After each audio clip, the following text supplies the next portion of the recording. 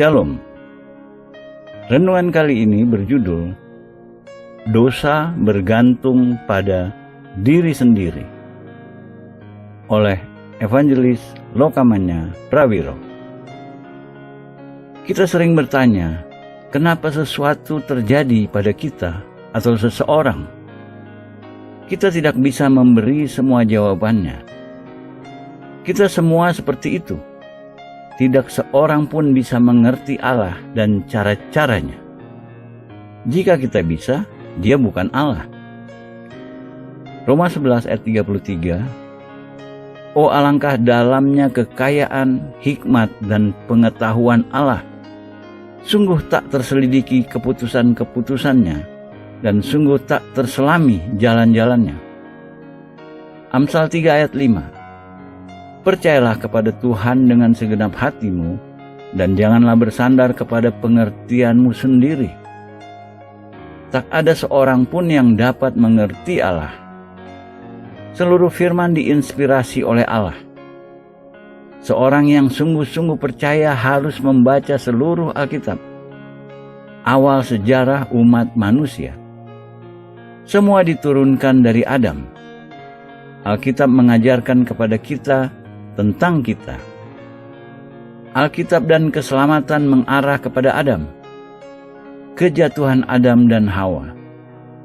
Kejadian 3, manusia jatuh ke dalam dosa. Adapun ular ialah yang paling cerdik dari segala binatang di darat yang dijadikan oleh Tuhan Allah. Ular itu berkata kepada perempuan itu, tentulah Allah berfirman, semua pohon dalam taman ini jangan kamu makan buahnya, bukan?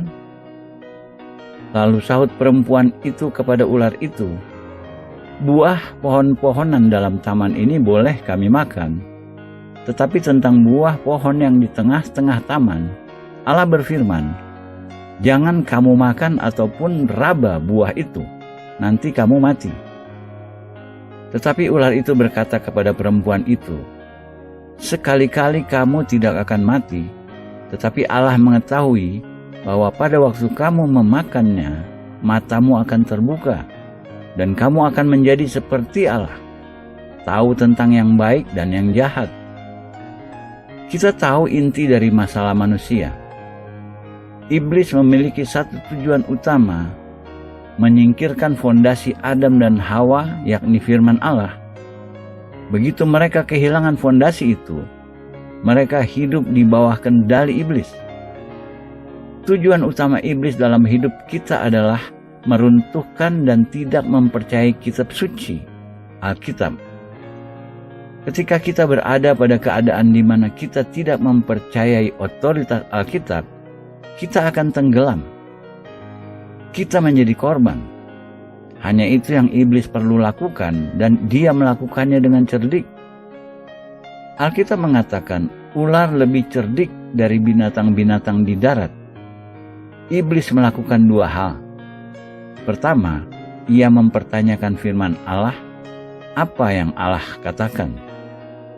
Dan ketika Hawa menanggapi pertanyaan tersebut, Hawa tenggelam. Ketika sekali saja Hawa menanggapi pertanyaan iblis tersebut, ia mulai menyangkal Allah. Sekali-kali kamu tidak akan mati. Sampai sekarang iblis belum merubah taktiknya, mempengaruhi manusia, mempertanyakan firman Allah. Apapun yang kita lakukan, jangan pernah kita meninggalkan iman kita kepada firman Allah. Iblis tidak perlu memulai dengan menyerang. Iblis mulai dengan mempertanyakan. Iblis tidak mulai dengan menyangkal firman Allah. Dia hanya mulai dengan mempertanyakan. Dan jika kita menanggapi pertanyaan tersebut, kita akan menghadapi masalah yang sama dihadapi oleh Hawa. Keraguan-raguan, ketidakpercayaan, dan akhirnya ketidaktaatan atau pemberontakan. Jadi tindakan Hawa bisa diringkas dalam 3 hal. Pertama, dia meragukan firman Allah. Sesudah meragukannya, dia tidak mempercayainya. Dan sesudah tidak mempercayainya, dia tidak mentaatinya. Itu adalah 3 langkah ke bawah meragukan, tidak mempercayai, dan tidak mentaati. Ketika Hawa melakukan itu, ia hilang. Dia dikalahkan. Itu akan terjadi pada kita jika kita melakukan 3 hal yang sama, kita akan hilang. Iblis akan memperoleh kemenangan besar dalam hidup kita. Iblis menggunakan cara dengan meyakinkan Hawa agar tidak mempercayai kebaikan Allah, lalu memasukkan pikiran bahwa dia dan Adam bisa menjadi seperti Allah. Hal yang menentukan di sini adalah mereka bisa menjadi seperti Allah tanpa bergantung kepada Allah. Iblis mulai dengan mempengaruhi Hawa agar tidak mempercayai karakter Allah. Dia menggambarkan Allah sebagai seorang tiran. Allah menaruh Adam dan Hawa di dalam taman yang indah, namun iblis mempertanyakan kepada Hawa, "Apakah kamu bebas melakukan apapun yang kamu kehendaki?" Jika kamu bisa memperoleh jawaban-jawaban kamu sendiri, kamu tidak perlu bergantung pada Allah. Allah memperlakukan kamu seperti warga negara kelas 2. Dia tidak memperlakukan kamu dengan cara yang layak. Kamu layak mendapat lebih dari itu. Oleh karena itu, timbul keinginan dalam diri Hawa untuk menjadi seperti Allah tanpa bergantung kepada Allah. Akar kesalahan Adam dan Hawa adalah keinginan untuk menjadi baik tanpa bergantung kepada Allah. Keinginan mereka tidak jelek, sangat baik menjadi seperti Allah. Tapi tanpa bergantung kepada Allah, mereka masuk dalam hubungan yang terlepas dengan Allah. Inti dari pemberontakan adalah keinginan untuk berdiri sendiri dan tidak bergantung kepada Allah. Kedagingan. Kodrat alami kita adalah keinginan berdiri sendiri di luar kendali Allah. Kejadian 3 ayat 6. Perempuan itu melihat bahwa buah pohon itu baik untuk dimakan dan sedap kelihatannya. Lagi pula pohon itu menarik hati karena memberi pengertian.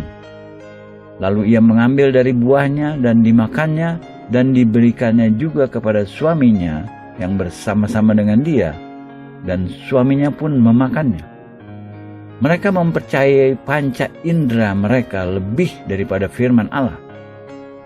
Kita perlu membalikkan kejatuhan Adam dan Hawa dengan mempercayai Allah serta kebaikannya. Kita perlu mempercayai Allah tanpa mengetahui apa yang akan Dia lakukan bagi hidup kita. Kedua, meletakkan keinginan kita untuk mengandalkan diri. Kita harus mempercayai firman Allah lebih daripada panca indera kita. Melepaskan kebebasan kita dan membalikannya. Pertama adalah dengan menunggu dan tinggal tetap. Kita harus belajar menunggu. Abraham dan Musa adalah contohnya. Abraham harus menunggu lama untuk memiliki Ishak, anak tunggalnya.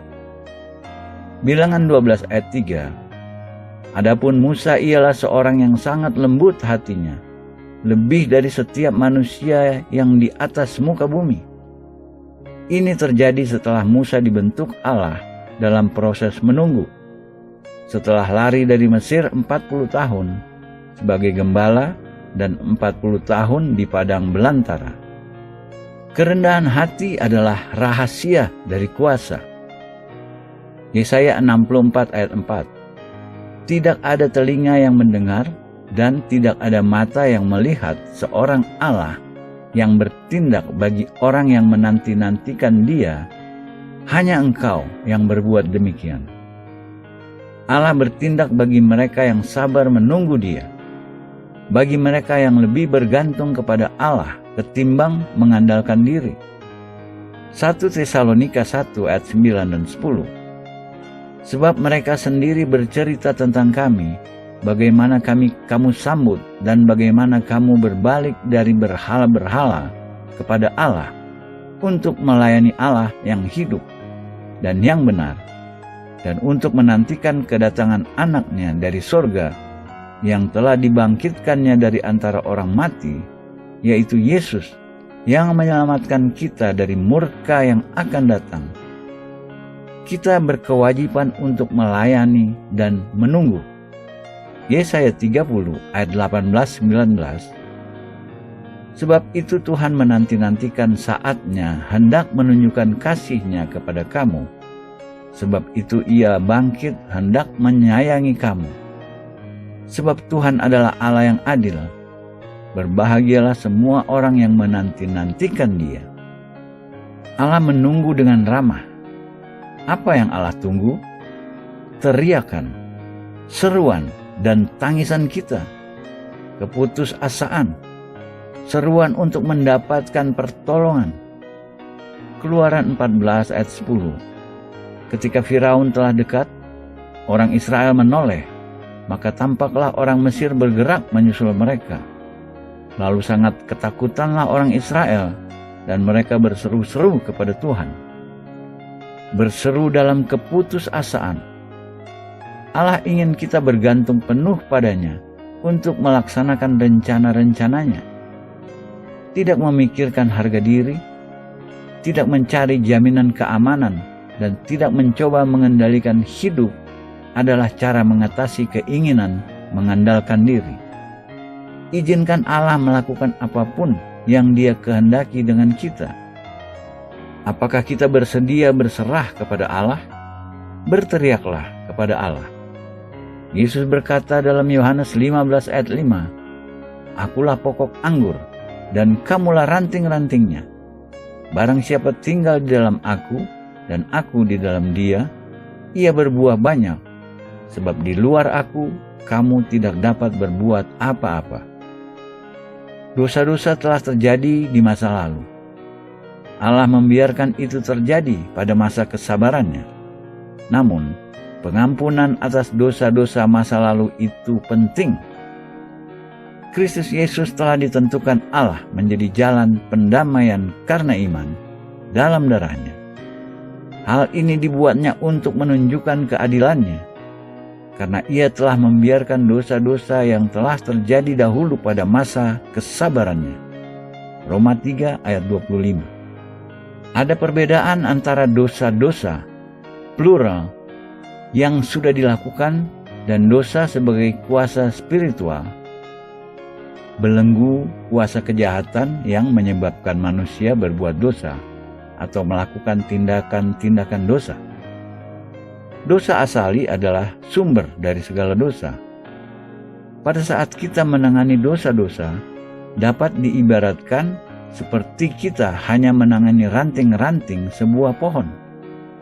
Kita tidak menyelesaikan akarnya yang memberi makan semua ranting-ranting itu. Dia yang tidak mengenal dosa telah dibuatnya menjadi dosa karena kita, supaya dalam Dia kita dibenarkan oleh Allah. 2 Korintus 5 ayat 21. Ada sebuah pertukaran yang terjadi di sini. Yesus Kristus telah dibuatnya menjadi dosa dengan semua dosa-dosa kita sebagai penukar, agar kita dibenarkan dengan seluruh kebenarannya. Itu bukan segala dosa, melainkan dosa asali. Sebab jika demikian, Ia harus berulang-ulang menderita sejak dunia ini dijadikan.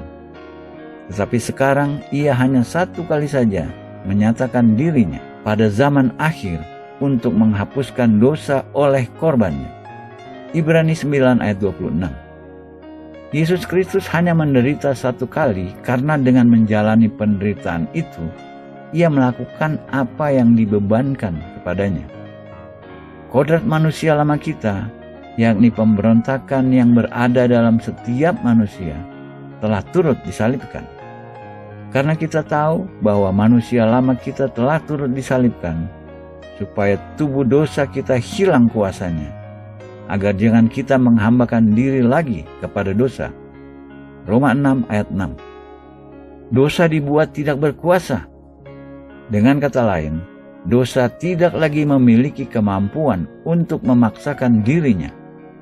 Satu-satunya jalan untuk bebas dari perhambaan dosa adalah melalui kematian kodrat manusia lama kita. Tanpa kematian kodrat manusia lama kita, Allah tidak dapat menggunakan kita di gereja untuk mengajarkan 10 perintah Allah atau membuat orang berrohani. Melalui kematian Yesus Kristus di kayu salib, kodrat manusia lama kita mengalami kematian. Itu adalah satu-satunya solusi bagi manusia lama kita, manusia Adam. Kasih karunia Allah ditunjukkan melalui penyaliban Yesus Kristus di kayu salib. Dengan kematian Yesus, manusia lama kita pun turut mati di dalamnya. Seandainya kita memiliki pengetahuan itu tetapi melepaskan ketergantungan kita padanya, maka penyaliban manusia lama kita tidak akan terjadi. Sebaliknya, jika kita tidak memiliki pengetahuan itu, maka kita tidak bisa bergantung padanya, dan penyaliban manusia lama kita pun tidak akan terjadi. Jadi, kuncinya adalah kita memiliki pengetahuan itu dan kita bergantung pada Yesus Kristus untuk melakukan penyaliban manusia lama kita. Amin.